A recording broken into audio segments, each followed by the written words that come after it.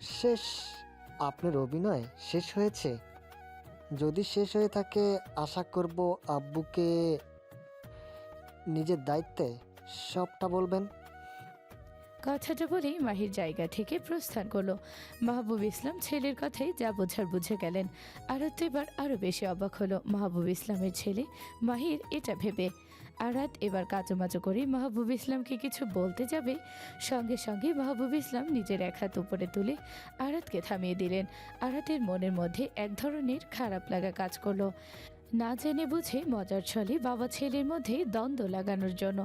আরাতকে মন খারাপ করে দাঁড়িয়ে থাকতে দেখে রূপা নামের মেয়েটা মাহবুব ইসলামকে পূর্ব থেকে সব কিছু খুলে বলল, আর নিজেও এত কিছুর জন্য সরি বলল। মীরা হাসি মুখে আরাতের এক হাত টেনে মাহবুব ইসলামের সামনে নিয়ে গেল। তারপর হাসি মুখে নতুনভাবে বন্ধু হিসেবে পরিচয় করিয়ে দিল। এতক্ষণে সন্ধ্যাও এসে পড়েছে। আরাত পূর্বের ফাজলামোর জন্য মাহবুব ইসলামকে সরি বলেছে। এই গমগমে পরিবেশটা স্বাভাবিক করতে আগমন ঘটল রাফি মির্জার। বাইক নিয়ে কলেজে ঢুকে বাইকটা পার্কিং করে মাহিরকে ফোন করতে যাবে, ঠিক তখনই চোখ পড়ল বকুল গাছের নিচে। সেদিকে তাকিয়ে কয়েকজনকে এক জায়গায় দাঁড়িয়ে থাকতে দেখে দু এক পা করে সেদিকে এগিয়ে গেল। বকুল গাছের নিচে এসে আরশের সঙ্গে দাঁড়াতেই আরাতকে ডেকে চিল্লিয়ে উঠল রাফি। আরে বিএন সাহেব না? রাফির বেআইন সাহেব বলাই যেন পুনরায় সবাই অবাক হয়ে গেল। আরাত চোখ তুলে সেদিকে তাকাতেই রাফিকে দেখে মুচকি হেসে বোঝায়। রাফি মাহবুব ইসলামকে দেখে সালাম দিল। মাহবুব ইসলাম সালামের উত্তর করে এখান থেকে বাড়ির উদ্দেশ্যে বের হলেন। মাহবুব ইসলামকে যেতে দেখে আরশ রাফিকে বলল, ব্যাপার কি দোস্ত, এই মেয়ে তোর আবার কবে থেকে বেআইন হইল? রাফি আরশের দিকে তাকিয়ে বলল, আমান ভাইয়ার শালিকা। রাফির পুরো কথা শেষ হওয়ার আগে রূপা মেয়েটা রাফির কথা কেড়ে নিয়ে বলল, এটাই কি সেই মেয়ে? কিন্তু আমার জানা মতে এর নাম তো আরাত, আর তুই তো বলছিস আয়রা, তাহলে কেমনে কি? এটা আমান ভাইয়ের মামাতো শালি। গতকাল রাফি ভার্সিটিতে আসেনি, এজন্য আরাত যে তাদের ভার্সিটিতে ভর্তি হয়েছে এটা জানা ছিল না। আজকে দেখা হওয়ার পর একে একে আরশের সঙ্গে রূপার সঙ্গে ওদের পুরো টিমের সঙ্গে আরাতকে পরিচয় করিয়ে দিল। আর ছোট্ট বোনে যেভাবে খেয়াল রাখে সে ঠিক সেভাবে রাফি পুরো ভার্সিটির সবাইকে উদ্দেশ্য করে শাসিয়ে বলল, এটা আমার ছোট্ট বোন, কেউ ডিস্টার্ব করলে সঙ্গে সঙ্গে তাকে আমার সামনে হাজির চাই। রাফির কথায় জুনিয়র সিনিয়র যত ছেলে মেয়ে মাঠে উপস্থিত ছিল সবাই একসঙ্গে ঠিক আছে ভাই বলে যে যার ক্লাসে চলে গেল। আরাতের ব্যাপারটা একদম পছন্দ হলো না। আরাত চাইলে প্রথম দিন আনাসকে সঙ্গে নিয়ে এসে পুরো ভার্সিটিকে এভাবে বলে নিজের জায়গাটা আটর বা সবাইকে শাসিয়ে রাখতে পারত। এই ক্ষমতা রয়েছে তালুকদার বাড়ির। আরাতের এই ধরনের নিজের ক্ষমতা দেখানো একদম পছন্দ না, এজন্য প্রথম দিন আনাসকে সঙ্গে নিয়ে আসেনি। আর এখন আরাত না চাইতেও রাফিকে কিছু বলতে পারলো না, শুধু হ্যাঁ বলে যাচ্ছে এতক্ষণ। আরাত রাফিকে বলি সন্ধ্যা আর মীরাকে সঙ্গে নিয়ে ক্লাসরুমে চলে গেল। এদিকে আরুষ দুষ্টু হাসি দিয়ে রাফিকে বলে, তোর বেআইন সাহেব মানে আমাদেরও বেআইন সাহেব। তুই বেআইনকে ছোট বোন মানলেও আমি মানতে পারবো না, বলে দিলাম। সঙ্গে সঙ্গে রাফি আরশের পিঠে কয়েকটা কিল বসাতে বসাতে চারজন একসঙ্গে হাসতে হাসতে চলো মাহিরের কাছে। বিকাল 5টা ছুঁই ছুঁই। তাকবির এতক্ষণে বাড়িতে এলো। ইম্পর্টেন্ট মিটিং ছিল বিদায় মায়ের কথা রাখতে পারেনি। তাকবির ড্রয়িং রুমে প্রবেশ করে কোনো দিকে না তাকিয়ে সিঁড়ি বেয়ে নিজের রুমে যেতে লাগলো।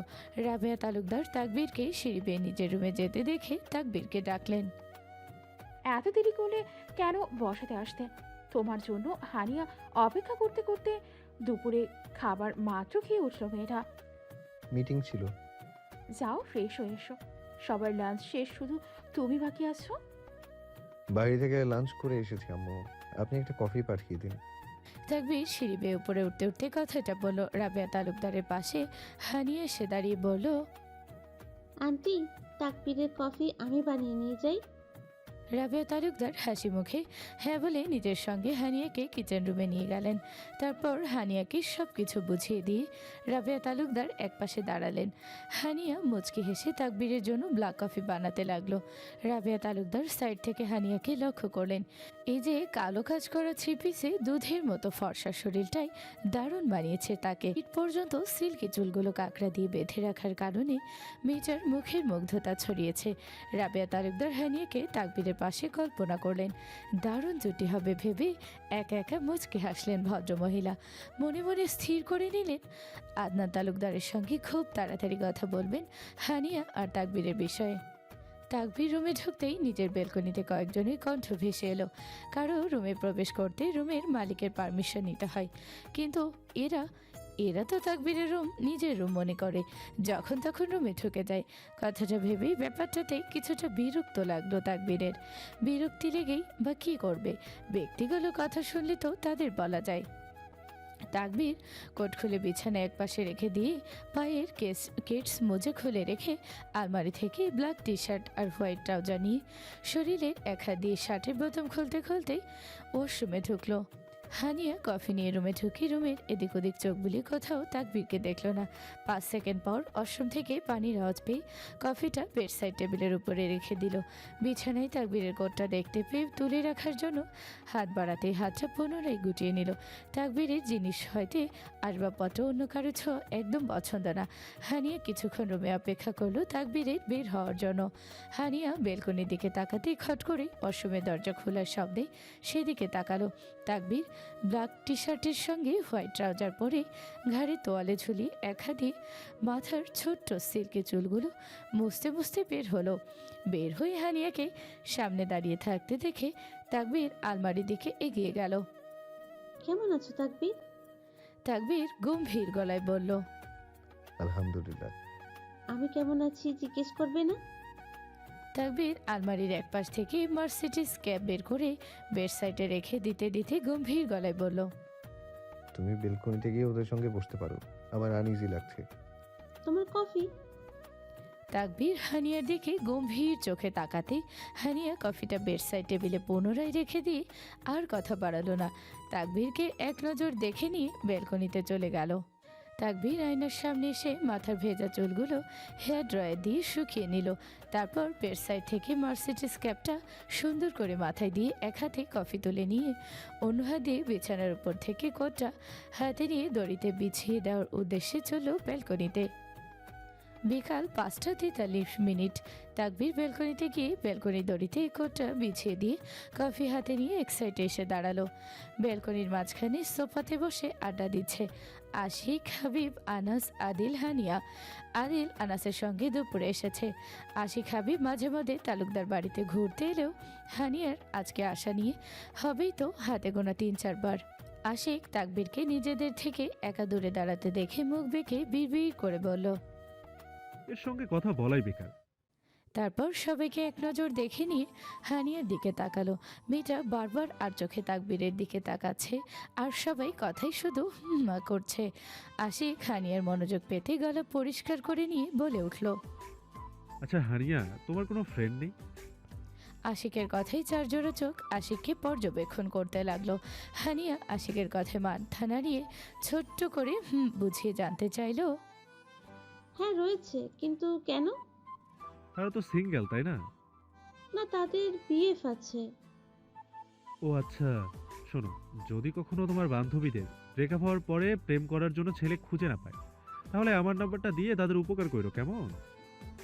কথাটা বলা মাত্র সবার মুখ স্বাভাবিক দেখা গেল। এটা নতুন না, আশিক এমনই সারাদিন এই মেয়ে ওই মেয়ের সঙ্গে কথা বলবে। তার জীবনে মেয়ের অভাব নেই। সকালে একটা ব্রেকআপ হবে, বিকালে আরেকটার সঙ্গে ডেটে যাবে। কেউ তার জীবনের পার্মানেন্টভাবে থেকে যায় না এবং আশিকও তাদের রাখে না। আশিকের বাবা একজন বড় বিজনেসম্যান হওয়ার ছেলের কোনো আবদার অসম্পূর্ণ রাখে না। আশিক পড়াশোনা শেষ করে 2-3 বছর হবে বাবা টাকা দিয়ে ভ্রমণ করে বেড়াচ্ছে। জবের কথা বলে তার একটা কথা, বাবার টাকা থাকতে আমাকে কেন জব করতে হবে? আশিকের কথায় আনাস আশিককে ধমকের স্বরে বলে উঠল, ন্যাকামি বন্ধ কর। কি সারাক্ষণ শুধু এই মেয়ে ওই মেয়ে করস? তো এইসব ন্যাকামি সহ্য হয় না আমার। আনাসের কথায় আশিক মুখ ব্যঙ্গ করে উঠল, শোন আনাস, একদম ফাউল বকতে যাবি না। আমি কোনো মেয়ে না যে মেয়েদের মতো ন্যাকামি করব। তুই ন্যাকামি করছিস না? একদম না। আমার এসব ন্যাকা ন্যাকা মেয়ে একদম সহ্য হয় না। আমি কেন ন্যাকামি করতে যাব? ও রিয়েলি? তাহলে সারাদিন ন্যাকা মেয়েদের সঙ্গে কথা বলিস কেন? ন্যাকামি সহ্য করতে পারলে এত ব্রেকআপ হতো না দোস্ত। আজ অনেক মেয়েদের প্রিয়জন হয়ে থাকতে পারতাম। মেয়েদের পেছনে আমার বড়লোক বাপটার যতগুলো টাকা বাস খিলাইছি সবগুলো এক করলে আমার বিয়ের প্যান্ডেলটা হয়ে যেত। আনাস বিদ্রুপের স্বরে বলে উঠল। তোর ফয়দা ছাড়া এমনি এমনি মেয়েদের পিছের টাকা নষ্ট করস। তুই তো ধনে পাতা, তাই না? ওটা ধনে পাতা হবে না দোস্ত, ধোয়া তুলসী পাতা হবে। ধনে পাতা বা দোয়া তুলসী পাতা, যেটাই হোক, পাতা তো। আনাসের কথায় আশিক তাকবীরকে এক নজর দেখে নিয়ে তাকবীরকে অন্যমনস্ক হয়ে কফি খেতে দেখে নিচের দিকে তাকিয়ে থাকতে দেখে পুনরায় আনাসকে তাচ্ছিল্য করে বলে, তোদের দুই ভাই প্রেম ভালোবাসা বুঝবি কি করে? তোদের হৃদয় বলতে কিছু রয়েছে নাকি? আমাকে দেখ, মেয়েরা আমাকে নিজের করে পাওয়ার জন্য মরিয়া হয়ে থাকে। হ্যাঁ, থাকবেই না কেন? এটা তো তোর দিল না, পাবলিক টয়লেটে রূপান্তরিত হয়ে গেছে। আশিক পুরো কথা শেষ করার আগেই হাবিব আশিককে জ্বালাতে কথাটা বলে উঠল। হাবিবের কথায় আশিক এবার বলে উঠল, দেখ দোস্ত, আমার মন অনেক বড়, এজন্য হাজারো বয়ফ্রেন্ড শূন্যতা ভোগা নারীদের জায়গায় এই আশিক তার মনে রাখে। তোদের ব্যাপারটা বুঝতে হবে। আশিকের কথায় আনাস হাবিব বিরক্তির দৃষ্টিতে তাকিয়ে রইল। হানিয়া আশিকের কথাগুলো দুষ্টুমির ছলে চুপি চুপি বলে এনজয় করছে। আদিল দুষ্টু হেসে আশিককে বলল, ভাই, আপনার বুকে যদি লয়াল কোনো বড় বুকে থাকা অসহায় নারী থেকে থাকে তাহলে আমার দিকে ফিকে মারেন, আমিও পার্মানেন্টভাবে তাকে সাহায্য করতে চাই। আদিলের কথায় আনাস আদিলের মাথায় একটা গাঁটটা মেরে বলে, আগে বউকে রাখার জন্য নিজস্ব একটা বাংলো বানিয়ে দেখা, তারপর মানবতার ফেরিওয়ালা হতে যাস। ভাইয়া, আমার খাল কাটা রয়েছে, এখন শুধু আমার কুমিরটার এন্ট্রি নেওয়ার পালা। আদিলের কথাই সবাই একসঙ্গে শব্দ করে হেসে উঠল। হাসির শব্দে তাকবীরের মনোযোগ নষ্ট হয়ে গেল। নিমিষেই চোখ মুখে রাগে রেশ ফুটে উঠল। রাগে চোখে আনাসের দিকে তাকাতেই আনাস সবার উদ্দেশ্যে বলে উঠল, আমাদের এখন ওটা উচিত, চল নিচে যাওয়া যাক। আশিক নাকচ করে আনাসকে বলে উঠল, হ্যাঁ, উঠবই তো। আগে বল, তোর আর আয়রার বিয়েটা কবে খাওয়াচ্ছিস? যেদিন তুই মেয়েদের সঙ্গে ফ্ল্যাট করা বন্ধ করবি ওই দিন। মেয়েটা সত্যি তোকে অনেক ভালোবাসে দোস্ত। জীবন তো একটাই, তাই আমার মতো হাজারো মেয়েদেরকে ভালোবাসতে না পারলে শুধু আয়রাকে অন্তত ভালোবাস। আনাস বিরক্ত হয়ে কথা না বলে ফোন ঘাঁটতে লাগলো। এভাবে আড্ডা দেওয়ার মধ্য দিয়ে তাদের বিকেলটা কেটে যাচ্ছে। তাকবীর ওদের কথায় বিরক্ত হয়ে নিজের রুমে যাওয়ার উদ্দেশ্যে পা ঘোরাতেই পা দুটো পুনরায় থেমে গেল। মাথাটা ঘুরিয়ে নিচের দিকে তাকাতেই ফুলবাগানে এক স্নিগ্ধ পরীর দিকে চোখ দুটো থমকে গেল। বাঙালি সাজে লাল পাড়ের সাদা রঙের শাড়ি পরিহিত আরাতকে দেখে দুহাত ভরা লাল রেশমি চুড়ি, কানে কানটানা লাগিয়ে হালকা কুকরানো লম্বা চুলগুলো খুলে রাখা অবস্থাতে একবারের জন্য এক এক রকম স্টাইল করে দাঁড়িয়ে ফটো ওঠাচ্ছে। তাকবীর সেদিকে মনোমুগ্ধের মতো দৃষ্টিতে তাকিয়ে নিজেই নিজেকে প্রশ্ন করলো, আচ্ছা, পাগলটাকে এতটা ম্যাচিওর লাগছে কেন? ইস, আজকে যেন পাগলটাকে কেমন যেন গিন্নিদের মতো লাগছে। আচ্ছা, ও কি চোখে কাজল দিয়েছে? দিয়েছে হয়তো। তাকবীর সেদিকে থেকে চোখ ঘুরিয়ে নিয়ে বিড়বিড় করলো, মহান রব্বুল আলামিন যেদিন তোমাকে আমার খুব কাছে থেকে ওই সৌন্দর্যগুলো দেখা হালাল করবে, আমি দেখব, মন ভরে দেখব। তোমার ওই সিন্ধু ভরা মায়াবী মুখটা দেখে চোখের তৃষ্ণা মেটাবো।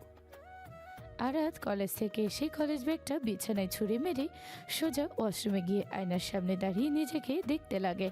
আয়নার সামনে নিজেকে দেখতে দেখতে হঠাৎ কলেজে মাহিরের মুখে বিরক্তিমাখা কণ্ঠে সেই কথাটা মনে পড়ে গেল। আজব, আমি কেন তাকে কিছু করতে যাব? সে কি আমার বউ লাগে? মাহিরের কথাটা রাতের মনে পড়তেই আয়নায় নিজের মুখটার দিকে তাকিয়ে নিজেই লজ্জা পেল। লজ্জায় দুই হাত মুখে রেখে ভাবতে থাকে, আচ্ছা প্রেম কাকে বলে? সে আমার সামনে আসলে তার দিকে অপলক চেয়ে থাকতে মন চায়।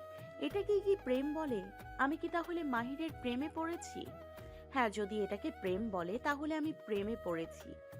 কথাগুলো ভাবতে ভাবতে আবারও লজ্জায় হাত দিয়ে মুখ ঢেকে নিল। যৌবনে পা রাখলে মনে অনেক কিছু খেলা করে। হঠাৎ মনের মতো কাউকে দেখলে তাকে নিয়ে ভাবতে ভালো লাগে। মনের অজান্তে তাকে নিয়ে অনেক গভীরভাবে ভাবতে মন চায়, অথচ আস্তে আস্তে তাকে নিয়ে অল্প স্বল্প ভাবতে ভাবতে তাকেই নিজের করে পেতে মন চায়। আরাতের প্রথম দেখাতেই মাহিরকে ভালো লাগতে শুরু করেছে। মনের অজান্তে বারবার মনে হতে লাগছে, ইস, আবার যদি কোনো বাহানায় তার সঙ্গে দেখা হতো, তার সঙ্গে কথা হতো, তাকে সামনাসামনি দেখতে পারতাম।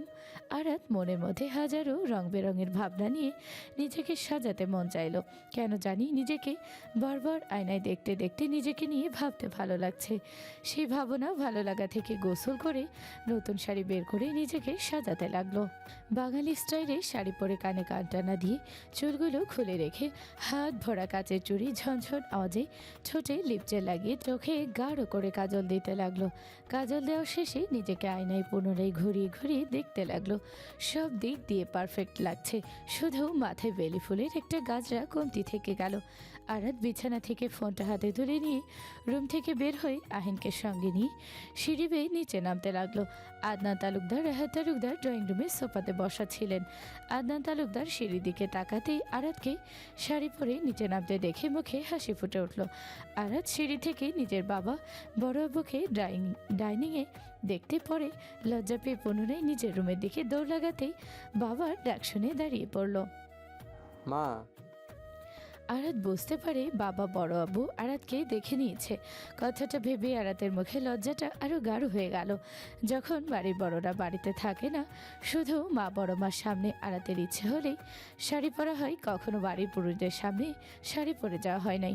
আজকে প্রথম বাবা বড় আব্বুর সামনে শাড়ি পরে যেতেই নিজের কেমন লজ্জা লজ্জা লাগছিল। লজ্জারাঙা মুখ নিয়ে মুখটা নিচু করে নিচে নেমে গেল।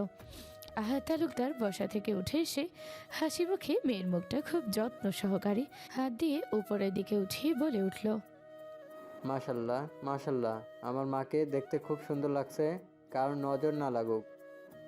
আরাত বাবার কথায় লাজুক হেসে মুখটা পুনরায় নিচে নেমে নিল। আহাত তালুকদার চঞ্চল মেয়েকে হঠাৎ লজ্জা পেতে দেখে মনে মনে ভাবলেন মেয়েটা অনেক বড় হয়ে যাচ্ছে। আরাত বাবাকে বলে আহিনকে সঙ্গে নিয়ে বাড়ির ফুলবাগানে চলে গেল ফটো ওঠাবে বলে। আহাত তালুকদার মেয়ের যাওয়ার দিকে তাকিয়ে রইলেন। আদনান তালুকদার আরাতের যাওয়ার দিকে তাকিয়ে ছোট ভাইয়ের দিকে তাকিয়ে বললেন, মেয়েটা দেখতে দেখতে চোখের সামনে অনেক বড় হয়ে গেল, তাই না? কয়েক বছর পর তাকেও অন্যের ঘরে দিতে হবে। আদনান তালুকদার আফসোসের সহিত শব্দটা বললেন। আহাত তালুকদার বড় ভাইয়ের কথায় মলিন হাসলেন। হ্যাঁ, আর কয়েক বছর, তাহলে নিজের কলিজার টুকরোকে অন্যের হাতে তুলে দিতে হবে।